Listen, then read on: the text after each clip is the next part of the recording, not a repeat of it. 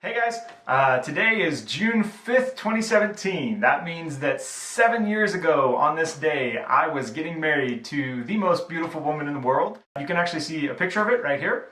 For today, I wanted to do another vlog, and I thought a cool thing to do would be to share 7 of the biggest lessons that I have learned from being married for 7 years. So we're going to start right away with number 7. You are more selfish than you think.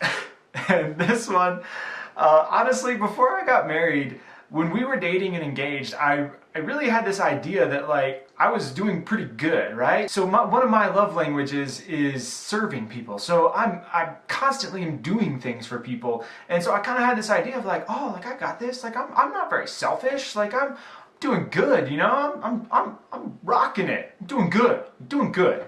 And just as soon as we got married and I'm having to run all of my decisions and all the things that I want to do past another person because it affects her too, it just instantly clicked that I'm like, oh wow, yeah, maybe I'm not as awesome at this as I thought I was. And so just every day just realizing more and more, wow, guess what? I'm not perfect, and there is still things I can work on, and I still need to grow in my humility and my selflessness and grow to be more Christ-like, and marriage and children is one of the ways that that's happening, and God's working that out in my life. Number 6, you have to work for rest. And what I mean is not that you have to work before you rest. What I mean is that you actually have to work in order to create your rest. Last year, Kim and I read a book called Garden City, and the author talked about the idea of Sabbath and how important that is and how much good it does for our souls to take a Sabbath and take a break. And so we've been trying to do that. And one of the things that we realized about that is that it's so hard because the entire world is against you taking a break.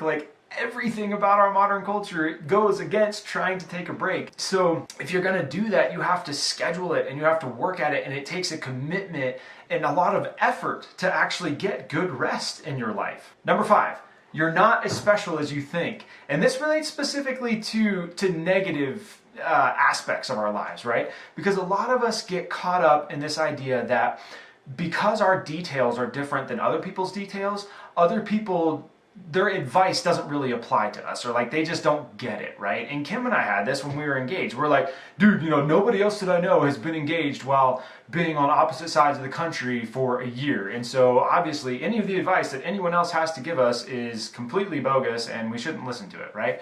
Which is 100% ridiculous. Because even though the details of everything are different, the human experience is pretty universal, right? We all experience loss, we all experience sorrow, we all experience just these hard times that we don't want to go through, and we all have to find a way to work through them. And so people sharing their stories and sharing how they worked through it is of value to us, not because their details are exactly the same, but because we can gain big picture ideas, and then we can morph that a little bit and bring it into the details of our life. Number 4, don't compare yourself to others, just learn from them. So for this one, it comes right off the tail of number 5, focusing on the negative things, and this one actually flips it to focus on the positive side, because what we do a lot is we look at other people and we're like, oh, well, Bob and Sally are super happy in their marriage and they travel together, so we must need to travel together. Even though we're not big travelers and we don't really have any place we want to go, but we're like, well, but that's what they're doing, so we need to do that, And we tend to think that there's some magic solution out there that if we just do what X people do, then we'll have a happy marriage, and it's just not true. You have to still, again, accept the universal thing of hey, you need to be spending time together. You need to be having fun together in order to have a good marriage. But the details of what that look like, you don't have to mimic somebody else. Kim and I love reading, so we read together because that's what we like to do. And that brings us closer together. Some people hate reading, and that would just make them want to kill each other. So that's probably not a good plan for them. Number 3, difficult conversations are the only way to maintain intimate, long-term relationships. And this has been true in marriage and any intimate relationship that I've had with my family, my friends, anything like that. All relationships get to a point where they hit a wall in the road. And the only way to get past that wall is to to confront something, to admit something, to address something that you don't want to talk about, right? You just, without fail, you hit a wall in the road where the only way to move forward is to have a conversation that you don't want to have.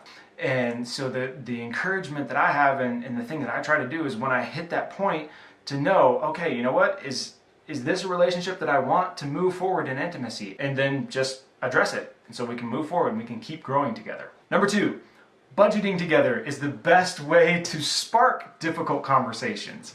When we were first married, Kim and I kind of sort of talked about money a little bit. Like, I mean, probably like most people were just kind of like, hey, like, do we have enough money to do this? Yeah, sure, okay.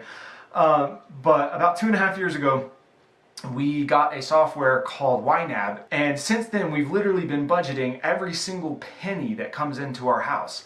And what I've found is that because money touches every area of your life, if you decide that you're going to sit down and decide what to do with every single penny that you have, you will have discussions about every single area of your life. And when you do that, you will spark difficult conversations because you have to find a way to work through differing priorities. You have to find a way to reconcile things and everything. So if there was one thing that I could tell everybody to do who's married, it's to budget together, because you will spark difficult conversation. And if you have those difficult conversations, you will grow in intimacy together.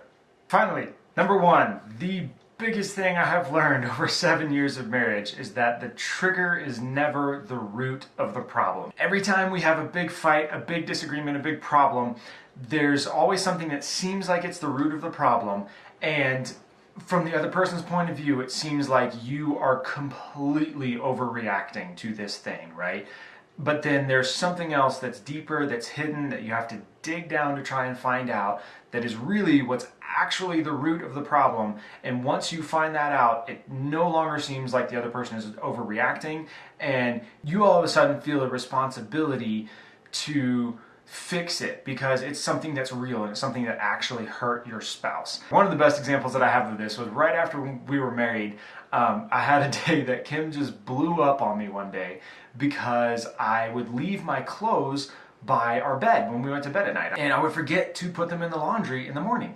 And so there's just one day she just kind of, out of nowhere, just explodes and is like, I can't believe you would do that, and you're so terrible, and you're a horrible person, and whatever, and whatever. And I'm sitting over here, I'm like, dude, okay, like, I understand it's probably kind of annoying, but, like, it's just picking up clothes, taking them, like, 2 steps. I mean, we live in an apartment that's, like, this big. Why are you so mad about all this, right? You're overreacting. And what we found once we dug down through it and really got to the root of everything was the reason she was so mad was because she felt like I was treating her like my servant, and like she had to be my mommy because I'm some 11-year-old boy who can't pick up after himself, and so she didn't feel loved. She didn't feel like my teammate. She didn't feel like my treasured wife. She felt like a slave and like my mommy, right? And that's something that's super important to me. I hear that and I'm not like, oh, you're overreacting anymore.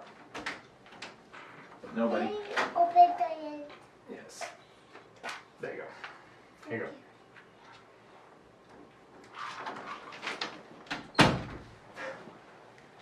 Anyways, so I hear something like that, and all of a sudden my reaction to it is no longer that you're overreacting. It's, oh my gosh, dude, that's not how I want you to feel. You're my wife. I don't want you to feel like my slave or like you have to be my mommy. Like, that's terrible. And I've just, in every single time we've had a fight, every single time we've had a big disagreement, every time I've talked to anyone else who's had a fight or a disagreement and has worked through it, we've always found that the thing that initially triggers the problem is never the actual root of it. And if you dig a little bit more, you'll find something deep, you'll find something meaningful, and you can fix it from there for real. And you can have a difficult conversation, you can move forward, your relationship can grow, your intimacy can grow, and you can have a happier and healthier marriage. So I hope you guys enjoyed that. I had a lot of fun making this video, even with my little interruption. And I just want to know from you guys if you could leave a comment below with the #1 lesson that you have learned recently, whether you're married or not, Doesn't matter. Just leave some life lesson that you've learned recently. I would love to see those. I would love to talk with you about them. And if you like this video, give it a thumbs up. And make sure you subscribe if you want to see some more. And if you want to see one of my other vlogs, you can check that out over here. So I hope you guys are having a great week, and I'll talk to you later. Bye.